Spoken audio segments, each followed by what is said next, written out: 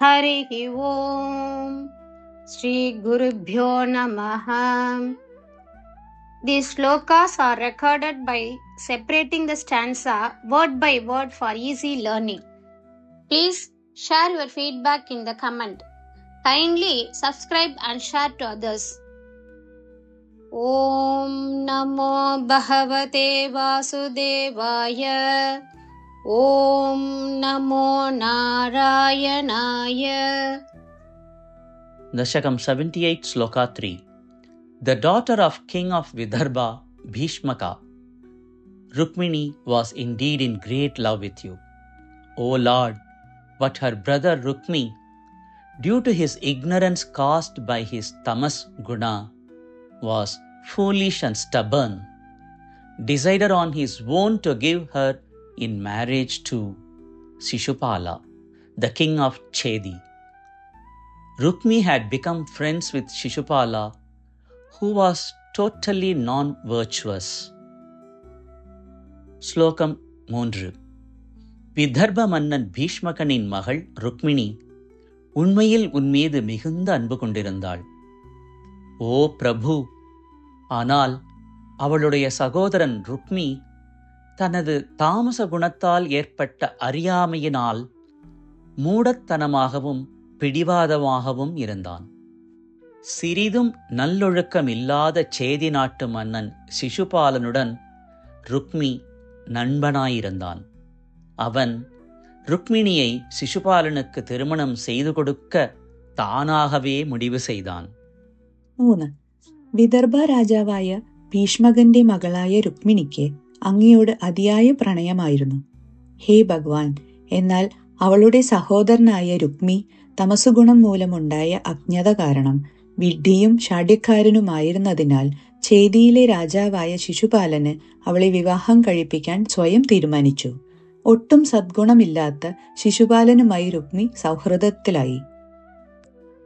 ശ്രീമൻ നാരായണീയം ദശകം 78 ശ്ലോക 3.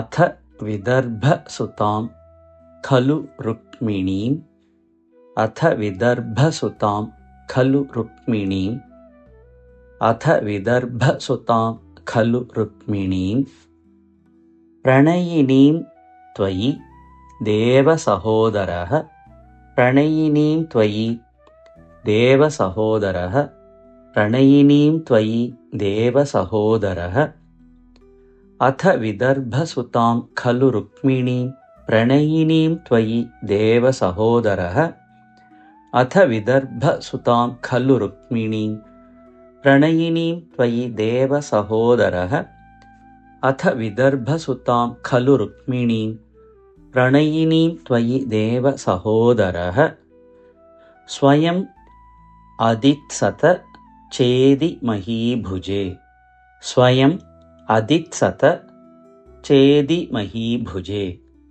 സ്വയമതിത്സത ചേതി മഹീഭുജേ സ്വതമസാ തം അസാധും ഉപാശ്രയൻ സ്വതമസാ തം അസാധും ഉപാശ്രയൻ സ്വതമസാ തമസാധുമുപാശ്രയൻ സ്വതമസാ തമസാധുമുപാശ്രയൻ സ്വതമസാ തമസാധുമുപാശ്രയൻ സ്വയമതിത്സ്വചേതി മഹീഭുജേ സ്വതമസാ തമസാധുമുപാശ്രയൻ സ്വയമതിത്സത ചേതി മഹീഭുജേ സ്വതമസാ തമസാധുമുപാശ്രയൻ സ്വയമതിത്സത ചേതി മഹീഭുജേ സ്വതമസാ തമസാധുമുപാശ്രയൻ അഥ വിദർഭസുതാം ഖലു രുക്മിണീം പ്രണയിനീം ത്വയി ദേവസഹോദരഃ സ്വയമതിത്സത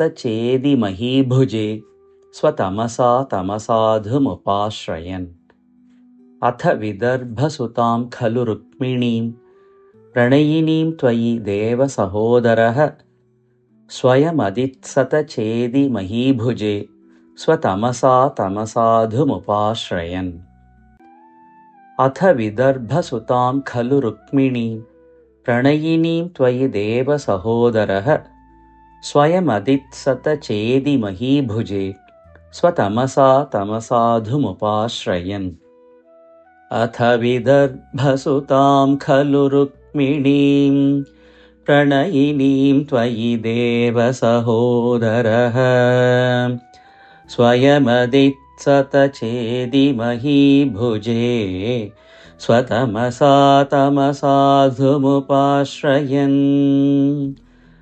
अथ विदर्भसुतां खलु रुक्मिणीं प्रणयिनीं त्वयि देव सहोदरः स्वयमदित्सतचेदि महीभुजे स्वतमसा तमसाधुमुपाश्रयन्